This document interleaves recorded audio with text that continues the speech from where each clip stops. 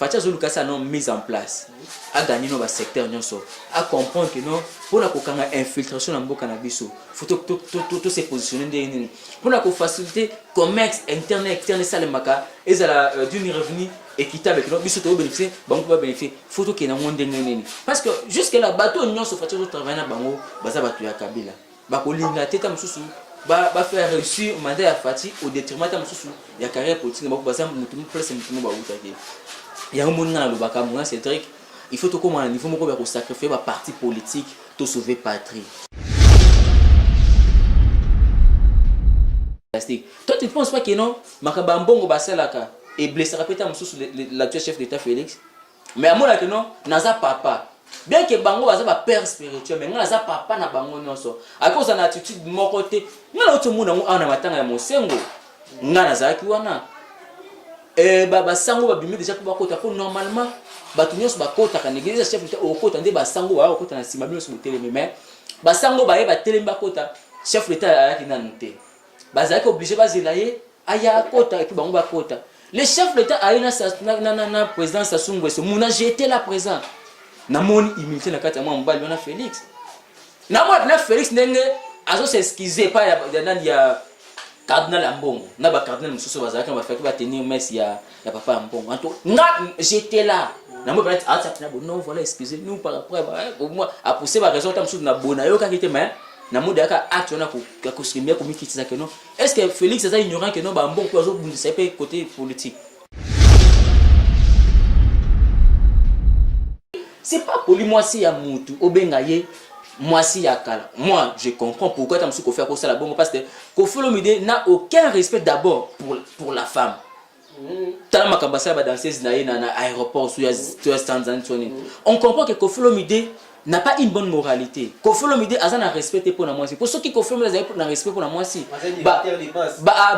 non au gros appel éducateur de masse par ignorance pour y barana pété nous tingal ba Koffi Olomide souffrant le loro moko boy pour azala bien pour la journée ali a bien faut les créer bien il faut créer comme problème moko tant créer problème non mutu mo ndeke non Koffi Olomide aluka ba problème wana jibien pe na tonga midi pia jiba mukoni Soleil News Info Diata Bao tona kisandemo sala tona kotomba lukumu ya mboka Soleil News Info Soleil News Info oyo ya Soleil Diata oyo ya Soleil Diata ale bokota.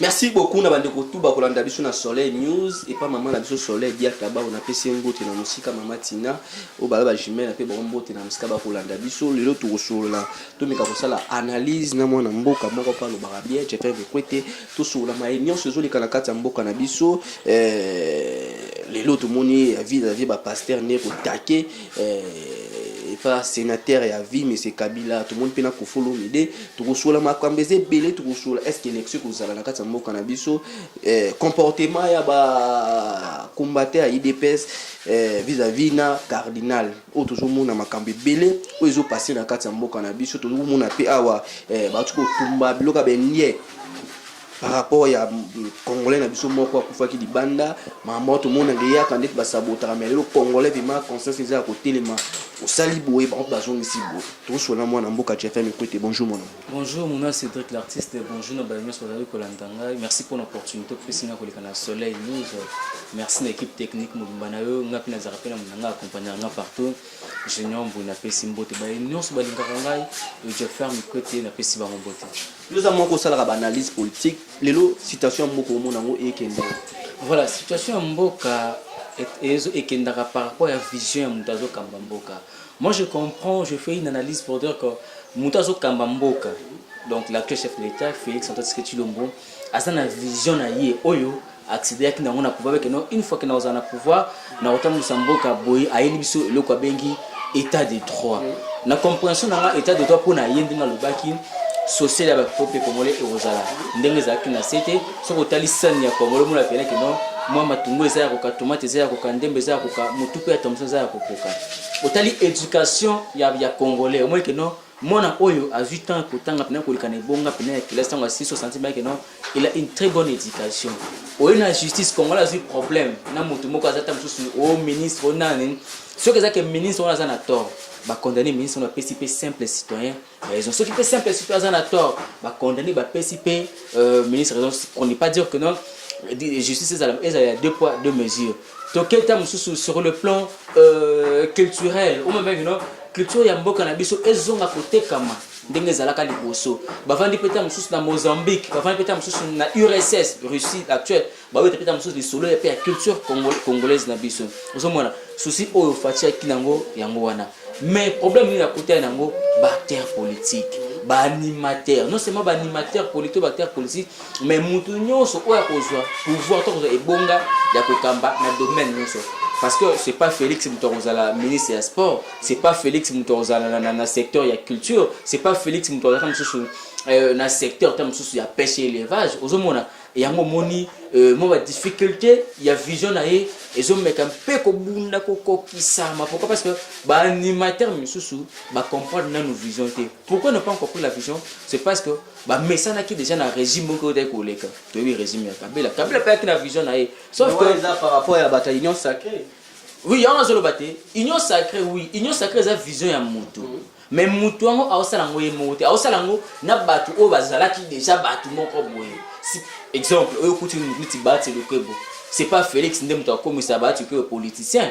Félix a trouvé battu le déjà politicien. C'est pas Félix Ndem qui a changé Moutouneti Jantiningo Bilambaka mentalité non. Jantiningo Bilambaka était déjà politicien. Aujourd'hui, problème des angwana, problème des vision ça na kitoko. Mais vision comme à BD lors que animateur il y a vision. Bah pour répondre na esprit oyo mutu abengela ki vision na ye. Ñeti bosali soleil news, bosali qu'on a cadre ya ko informer, ya ko divertir ba. Mais vas-y journaliste moi autant mususu o azana éthique na déontologie ya ko informer ba tuté, akomi ko ça n'importe quoi. Omona yango nde mutu moya ah chaîne wana balakisa mama malonga ti ndemo balwa keno amboka ne sana malonga ti yango mon pourquoi ba congolais mususu jusque là ba au demeure bazo préférer ko vendre na Congo Brazzaville qui ko vendre awa. Mais sur le plan richesse au moins que non, Congo est l'équipe des pays frontaliers nyonso et Afrique. Voilà pourquoi les pays wana ba bombisa kabiso. Voilà pourquoi les pays wana ba continuer à convoiter mboka na biso. Mais elo roni ça que no biso to l'équipe bango. Bango bazo convoiter mboka na biso mais biso to kenda ko fela ba lipa na bango. Pourquoi? Parce que biso moko ana kati tozo ko ko transformer ba produit o ça là que non to somba lipa biso moko. Tosomba fufu biso moko, to sala bilamba biso moko, to sala ba téléphone biso moko. Moi mboka tuzo kenayo, est-ce que le congolais pas ko kanisa mais ko kanisa pe sénateur avec Kabila kanisa pe vani le balobi ke président dans les cas de moins kutuye. Merci pour la question, merci Penza. Oiba lobaka aucun pouvoir est parfait. Pouvoir il y a parfait ça raté pouvoir moko yé et c'est pelé sa mutu na nyos. Depuis Fatia en tout cas non, aucun pouvoir n'est parfait. L'œuvre humaine n'a jamais été parfaite, ndenge mona pouvoir.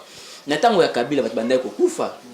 Fatia yabi ke non, ngana ina même prêt ya ko sacrifier vie nanga pour que sécurité ezonga na Congo et puis particulièrement la partie est mboka biso mais malgré cela ba continuer ko sali ko kufa. Omona pour dire quoi, il y a aucun pouvoir n'est parfait, aucun homme n'est parfait. Œuvre humaine ezalaka kaka na ba faille. Mutaolela ke non Kabila zonga peut-être pas moi que non anatanga Kabila banda ko kufa Fatia batwazo kufa ba vie za ka partager mutamtam somole ke non natanga Kabila par rapport à musala na osala na banda ko futa ndako bien tam sous dans na facilité à kolia mais tant Fatia ye na mona ke non comme futa ndako na difficulté na on a difficulté mais mutum sous pe natanga Fati aba ke non depuis Fatia en tout cas a longola nga charge ya futa minerval alongola tam sous charge tam sous ko kinda ko misaka na ko pesa ba compte ya ba descendre ndeko junior mboza mo ifotanga classe mais que l'école mo boy ba osengaye $200 ya compte école catholique on comprend que et ça na ba tout jusque là ba olukaka ko misa pouvoir makasi ya on a vu que non vision ya kota musambuka et dépendaka na baye oyo bazali ko animer vision wana mutu a ko déclarer que non Kabila zonga oui ba vu za na mo partager na utulu tout ça tango ya Fati ba continuer ko kufa tam su ana kinsa sabat ba osepela que non biso ko to zolia bien mais tam su maman mon est que bani en tout cas par rapport à ndenge Fatia komi to komi ko teka na wenze na kimia par rapport des ali boso bo fana tango Kabila ouais mukamate ba sola ba koti ba rebel ba koti ba bombi ba violer ba donc on a que côté on a ko ba bato musu bakolo bakeno Kabila zonga bato musu bakolo bakeno Fachi azosala makambo te mais azana mandat ne ebandeli total ainano Fachi azolukasa non mise en place a gagné no ba secteur nyonso a comprendre que non pour la kokanga infiltration na mboka na biso faut tout se positionner ndeni pour la ko faciliter commerce interne externe salemaka ezala d'une revenu équitable que non biso to bénéficier bango va bénéficier faut que na monde neni parce que jusque là bateau nyonso Fachi zo travailler na bango baza bato ya Kabila bakolinga teta mususu ba faire réussir mandat ya Fachi au détriment ta mususu ya carrière politique ba baza mutu place mutu ba utaki ya moni na lobaka mona Cédric il faut tout comme un niveau moko ba ko sacrifier ba parti politique to sauver patrie parti politique et kendaka mais patrie éthique alaka mais l'autre moni moi na mboka monsieur Kabila oh ba parti ba député ne bilepe ba longwa ba te bilepe ba zaka pembele ba longwa par rapport ba jouer la par rapport à pouvoir eza à place mais l'autre totali na plan oh de tout mona mingi ba takaka ka monsieur Kabila ndeti monsieur Kabila donc prendre silence ne ndeti bangi sans rabat moni ba lobaka les grands esprits discutent des idées. Les esprits faibles parlent des autres. Au moins, nous sommes faibles. Comment je peux dire il se défend à défendre la faiblesse na combat ya moto. Ce que tu as on lia bien te pour na Fachi yote. Mais yebi sanga Fachi aida bokonzi. Fachi tende muto aroya ko lungolo terrasse wana. Fachi tende muto sa kino ta mususu ngunga matelo awa po mona kino ngungi faso aote po mboka fo Fachi nda ya ko bombela ngungi non mona. Et singa kana effort ya muto. Pouvoir ya Fachi tende muto olesa mais musala na yo muto kila yo munande olesa. Pendant que bamusu bazana kati ba réseaux sociaux pendant que bamusu anasa ta émission internet na que anasa ta ba émission nga pona na fin du mois nazo kata ne fils kata salaire. Yeah musu afanda azela kaka. Mboka fo bonga tous les élections salema élection peut changer pendant que vous les élections pendant que vous amboke bonga era mutu mususu déjà abomba ta mususu moi $10 $5 $1 $2 na après 10 mois abeta sur $1 teta mususu ko mape ta mususu $2000 ta mususu $1000 alors pour dire que faiblesse ya batu ba politique mozawo mo bazali ko accuser Fachi ona bazali de ko bomba faiblesse na bango plutôt Kabila bazali ko bomba faiblesse na bango na kombo ya Kabila ne peut aux affaires signature aux ko engager pays actuellement les signature ya Fachi ne me dit que non voilà Jeux olympiques et ça les manakunda neni bobon mboka na yo participer Fachi ne me engagé pays actuellement donc kendo ko bamba tamako Kabila ça bon Kabila ne peut aux affaires le loto mona surtout monde loi pasteur mukuna azo taquer mais c'est Kabila yo be mon distraction eza distraction mona parce que si seulement Kabila zaki na pouvoir mais juste Kabila te ne ko fonctionner banga bakanga mukuna mais tant que non mukuna azo continuer ko finga Kabila ko takiner Kabila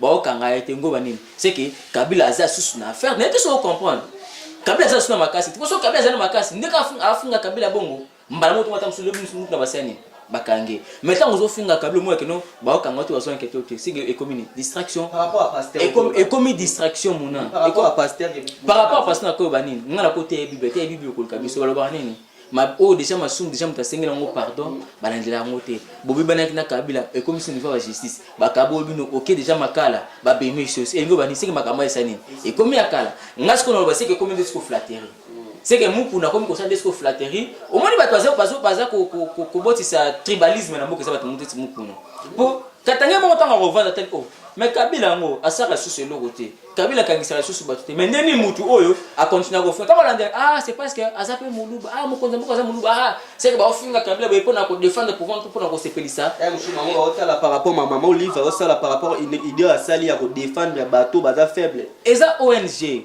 ndenga sali nini soki conseil juridique na yo soki conseil juridique na yo wana eza mabete ça ONG muna ndenge mo mabe par rapport des temps ba na pouvoir pour na basala ki problème te eza ndenge mo pe ko créer pe loko na ta mususu beno o soutenir ta mususu gratuité enseignement o sali ONG na uta ko ta l'émission moto salaka obi ta mususu moi ça zo pesa mobali conseil mais mobali azo lingane ko tsango en exercice en unité o mona Olive le metata mususu bon occasion ta musu na ebisaka mbala biso bon ça sala ki angote loko azana biso na pouvoir musu ekoti na place et puis aye ko sala ngaka rapport nini donc à moins que nous babi état de droit justice comme nini équitable yango moni asa loko justice comme équitable c'est que na sala ONG c'est que ceux qui mutu moko azana problème mutu moko aye pa nanga ngana kina lelo parce que c'est pas Olive ni mutu ko pesa injonction na justice à lelo oyo ata sala lelo ko na ko so conseil justice nini non yete mutu ko pesa injonction non o pour qu'il rende par rapport dossier wana mutu wana bo akite non akoyaka ko plaider normalement au moins ça m'a bêté Olive le mot moins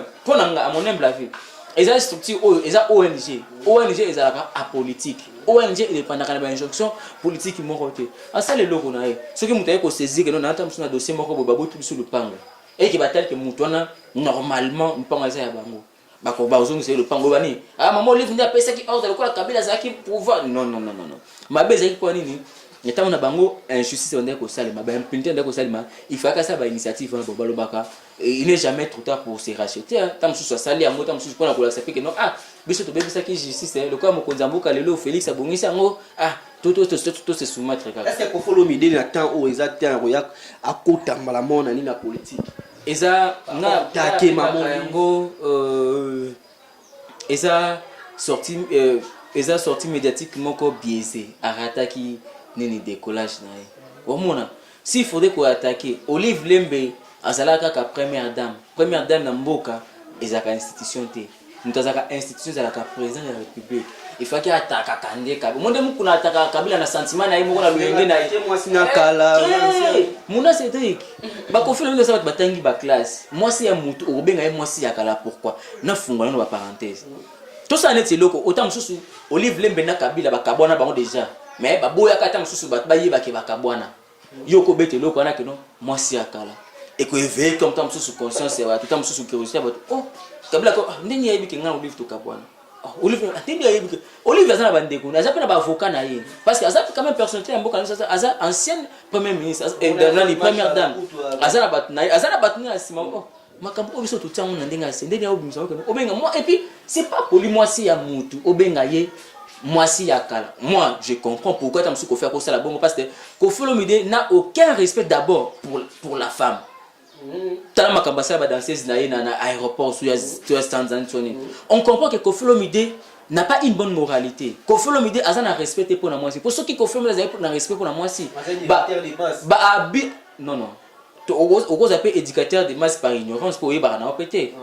Nous t'ingalo baka Koffi Olomide souffrant de l'euro moko pour azala bien pour la journée ali ya bien faut faire les bien il faut créer comme problème moko tant à créer problème non tout monde dit que non Koffi Olomide aluka ba problème wana jibien pe na tonga midi pia jiba mukoni au moins jiba répondre parce que ba comprendre que oui asa intellectuel mais a ozanga ba savoir vivre à cause on a maïel ya classe mais savoir vivre mais na partir bahati ya moto azaki pas peine ezaka ndenge moko te Koffi Olomide azaki militant na PPRD so ezaka na aluka bonebiti Koffi Olomide ayela biso makabuko mopa ou mokonzi soki ende nani soki aliko fabeta razete ba beta soki nini te mais azaki militant ya IDPS ye moko nanu sur le plan moral Koffi Olomide ngalo baka il n'est pas stable pour moto abikeno sur le plan moral sur le plan mœurs lelo yebisanga toyeki ba mission so ba ba insanité toyebi mais tangelanga les musiciens oyo atu nyonso yeke no yende banze muri za na répéter pena banze mo za na insanité makasi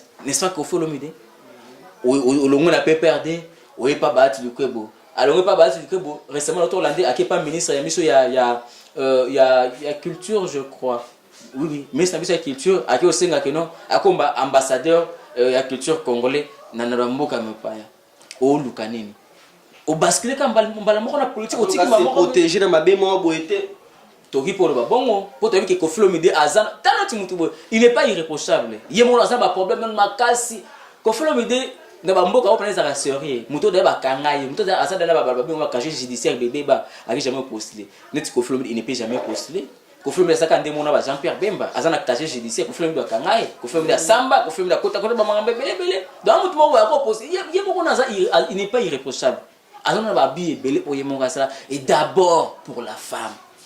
Pour ne pas dire seulement la femme congolaise. D'abord, tu as vu comment est-ce que Koffi Olomide a traité la danseuse naïve.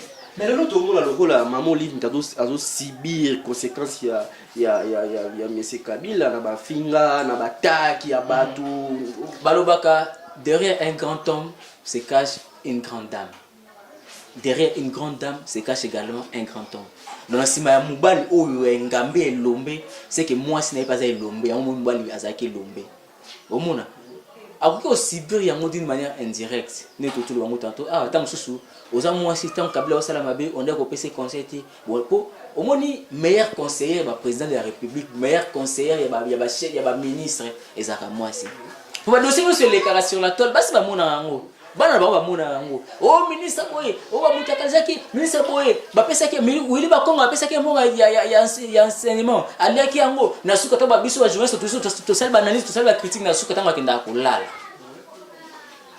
oya kosala na tongo eza oyo mwasi na saki ni aisaki na butu ah papa omoni ete mokonza mboka ye bino bozalaki na kabila awa kabila kuta yeba atate keno gratuité enseignement na kati ya constitution Félix penza ye penza bana batango Félix biso ka biso na mbongo bana biso batanga na poto mais to sunga ta ba Dominique Congolais ou batanga pata na ba condition malamu yo ziso mbongo na olie omonte keza soni luka to zongi sanda mbongo soko bili ba konga zongi saki to bani c'est que conseil zongi pana pas moi c'est ndeko to mona kinde kuna biso ya IDPS c'était ndongo ndo asa ndeka liaki mbongo ya gratuité ya dini ya santé tanga moni que non côté ba komo kanga pena solo ko moi c'est pas tel papa soki bakangi yo ngala waya ngama makala tetaka moi c'est ngati ka ngala makala asani ako songo sambongo omona pour dire que soki maman Olive ko en dirait peut-être mususu mabe ya kabila ngala on lobatam je ne suis pas là pour défendre maman Olive na lobatam mususu ko zapé d'une manière injuste parce que c'est pas Olive Lembe qui a engagé les pays à cette époque-là et zaki kabila ndé mutu amnaï ko engagé république donc base la un peu na moi retenir tant on soit attaquer moi si ya mutu oh Azapé inoffensif. Olive Lembe n'a pas dirigé le pays.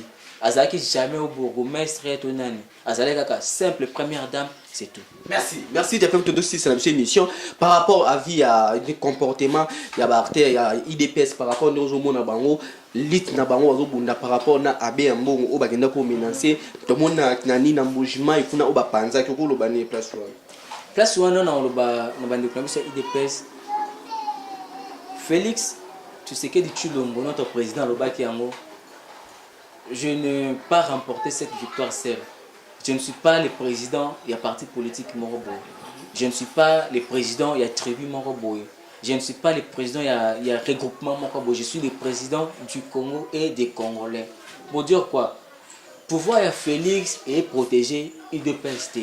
Pouvoir à Félix et protéger combattant à IDPST. Non. Pouvoir à Félix et protéger Augustin Kabouya étant citoyen et protéger Ngal et protéger Bissonyoso. Batika ko abusé na pouvoir à chef de l'État pour dire que non voilà nous sommes les partisans de l'UDPS. Non. S'il faudrait attaquer batakaka institution té au mona ce qui ambongo après ça qui a vu n'être opinion par rapport il y a désignation mutu o ko kambaseni. Eza ambongo maintenant baki ko attaquer résidence pas ça vendre église na eza qui to côté babosa na te que non le chef de l'état Félix azana respect makasi pour na ba église na biso alors ceux qui penza ba que non pouvoir ya Félix bango limba pesa ye batala alors attitude de Félix azaranango vis-à-vis ya ba ecclésiastique toi tu penses pas que non makaba mbongo basalaka et blessé répéter mususu l'actuel chef d'état Félix mais amona que non naza papa bien que bango baza ba père spirituel mais ngala za papa na bango nyonso à cause de l'attitude de mon côté ngala oto muna ana matanga ya mosengo ngala za ki wana baba sango ba bimi déjà ko bakota ko normalement batu nyonso bakota ka néglige chef d'état okota nde ba sango ba okota na sima bino so telemi mais ba sango ba ye ba telemi bakota chef d'état ya ki nanute baza ko obligé bazela ye aya kota et puis bango bakota le chef d'état a na président Sassou Nguesso muna j'étais là présent na moni immunité na kati ya mbali wana Félix na moi na Félix ndenge azo s'excuser pas ya cardinal Ambongo na ba cardinal mususu bazaka ba faki ba tenir messe ya papa Ambongo anto nga j'étais là na moi peut-être na bon non voilà excusez nous par après pour moi a pousser ba raison ta mususu na bona yo kakite mais na mode aka acte wana ko skimia ko mikitisa que non est-ce que Félix est ignorant que non ba Ambongo azo bundisa pe côté politique aye bien mo mais il a au moins ce respect là étant ba homme spirituel ba homme religieux que noté baza quand même ba oyo banganga ya nzambe azana respect pour na bango azo mikitisa no par azo s'excuser nani cardinal Ambongo simba non ça va ando présenter ba cardinal musu baza et puis ba koti quelques minutes les chefs d'état à koti pour dire quoi bande ko na biso ya IDPS nous fustigeons ces comportements là et là on va décrire la tango ya Kabila ba barbarie ba violence wana na tango ya Kabila ba telemela ki yango parce que ba lingate que non ezonga po Kabila tango susu Kabila temo doke na este ko boma batu boye mais bando ba nini Kabila zo boma batu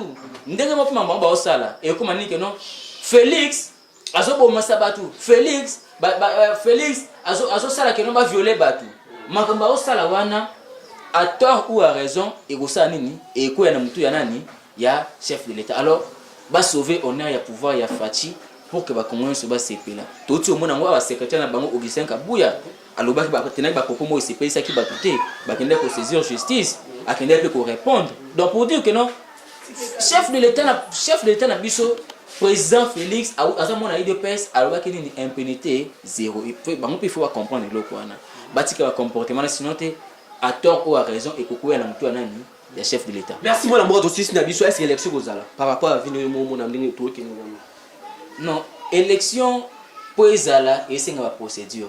Élection na nomuna c'est vrai il faut ezaba élection oyo après élection mando ke betate après élection makile tangate. Alors nous devons avoir des élections ndenge balobaka claires, transparentes, libres et puis apaisées. Pour élection, tout élection pour essayer que non, tout élection 2023 pour construire non, mais il faut la procédure où l'élection la respecter. Sinon tu as l'occasion sur tu repousses l'élection, on repousse après 2 ans moro boy, 3 ans moro boy. Omoni mbala mo benga mbala makokolo, mbala langa baba soke beli bete soko lia bo saka ba mukusa ah. Siko olinga nini? Pourquoi osana nzala, olia mbala no ke beli bete mais na suka osilisi okomimala na sokomika ofana batu. O kwanza. Mais tu sais comprendre. Pourquoi langage? Au colinga tout le monde m'a cocolé. On va faire l'élection moi mbangu te. Pour la suka suka zela. Na obi boy. To linga tout ça élection moko to sa ngora mbangu ne baba ka allons seulement. To kendeka bongo pour la suka susu ba kufa les susu. Ba violer susu maman na yo tam so violer nièce na mo tam susu place pour élection était mutu na mboka. Pour moi, il faudrait que nous ayons une élection consciente. Donc une élection consciente c'est les élections oyo et répondre à critères nyonso. Merci mon amour à tous ici na biso wa likanisi ndongo pesa batnyo so balandio par rapport ya nakata Soleil News. Merci beaucoup na batnyo so balandinga na Soleil News. Merci pour na honneur au pesinga ko leka na plateau na yo to kabulaka makanisi parce que mona webi Cédric Kabila yaki azwa ki bokonzi na 29 ans. Biso tam surtout zaka na ba 11 ans ba 10 ans ba 9 ans ba 6 ans. Soko aujourd'hui 18 ans ya Kabila obakisi likola ba âge na biso au mona ke non ba âge epusani. Fachi a eu pouvoir en 2018. Tout ça qui n'a pas âge mort pour boy. Ce que bakisi 5 ans à Fachi, au bakisi sous na deuxième mandat na osala au moins que tokoma na ba âge mort pour boy. Alors on a le baka, il faut to lingamboka ko le kaka parti politique. Il faut to sauver ka patrie au lieu que to sauver ka parti politique. To répondre à ba intérêt ya république plutôt que na ba intérêt ya ba autorité morale. Autorité morale ba kenda mais patrie, pays, mabele ekolo etikalaka. Merci beaucoup Namanyos Balandinga au sana posa nanga au benga na plus de 143 85 11 34 717 plus de 143 85 11 34 717 tout looking na Facebook je ferme mes côtés tout lingamboka ko le kaba parti politique. Merci Tosis na biso merci na Soleil News merci na Mama Tina Diataba ou merci na batutu balanda ka Soleil News na tunika je ferme côté question suka na ntuna yo lelo élection soke zali mwana mboka Fachate Mamo Livate to Shadarate na kati moko voter na non voter vision. Merci. Tout cas cette émission. Soleil News Info Diata Bao. tolakisa ndenge osala mpona kotombola lokumu ya mboka. Soleil News Info, Soleil News Info, oyo ya Soleil Diata, oyo ya Soleil Diata.